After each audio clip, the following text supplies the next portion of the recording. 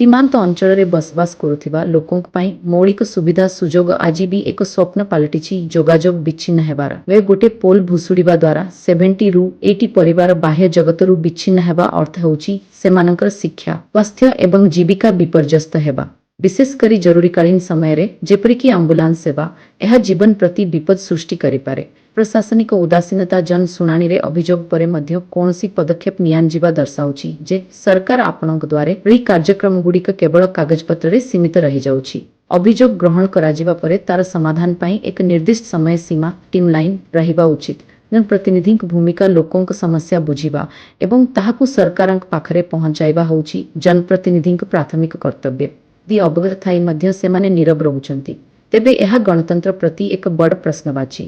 आमे ई रास्ता लगी लुलकिडी थी कलेक्टर प्रोग्राम होता से आमे 2-3 जन जाकरी भी दरखास्त करथिलु। आ ई बाबद थी के रोड थी एखन जाकर सुना निहा है। आ ई कामटा हेबार कथा जरूरी आउ निहले खूब असुविधा रहा ना पायकर से बापार ना सियाराम से मुई जामदरहर बासिंदा अटे। और हमर जामदरहर आरडी रोड टू बागलता रोड मझीरे जामदरहर बागलता मझीरे 50 ରୁ 100 भितरे बासिंदा अच्छू। और आमर मझीरे पुलिया अच्छे बहालटा अच्छे आउ से पुलियाटा तले भांगी जाइए।